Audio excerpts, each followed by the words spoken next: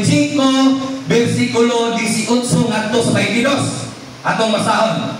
Sa isig katumoy sa tabon sa sudanan, paghimog duha ka kilobin. Unsa himo? Duha ka anghel, no? Nga sinalsal nga bulawan. Usa sa isig katumoy ini, himua ang mga kilobin nga unay gayon sa tabon, sulod sa sudanan.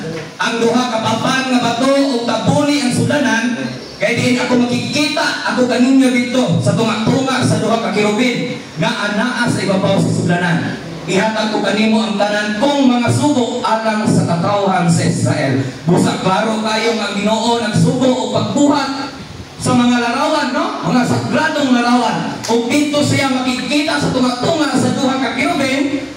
O niya pa sa tulubasa nga katong gilakway ang sulod sa templo kaniadto, no? Sa basahon ni Propeta Ezekiel 41:17 ngadto sa 20. Atong basahon. Ang bumbong sa sulod sa templo gikan sa salog hantod sa ibabaw sa putahan.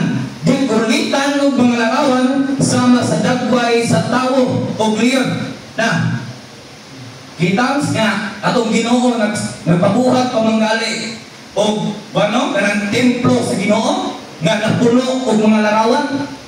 Karon natong mga laing reliyon, balang masupo sila, nainay ka na ito, no?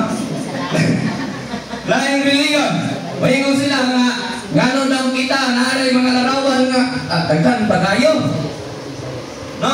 Daghan pa kayo. Ingon sila nga daghan kay mga larawan.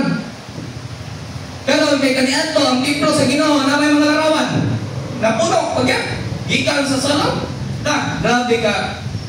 Daghan nga gigulit ng larawan. Kaniadto sa templo sa Dios.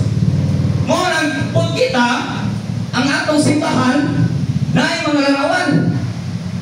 Karon kabingan naman ang Ginoo nga ang templo niya napuno og mga larawan. Sa tuwa, mo kini templo sa atong Ginoo, no? Kaya naamo tayo mga larawan. Pero lain reliyon, nay larawan wala kay way larawan kay kuan lagi kanang idili ito.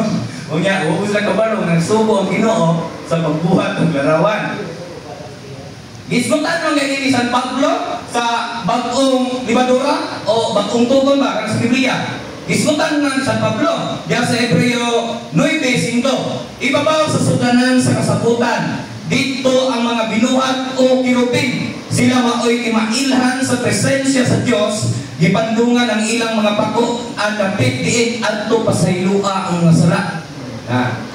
Klaro, ug tataw nga biblikanhon gyud ang atong mga larawan, no? Kay mga balaan man na sila. Kay ning ana man si Kristo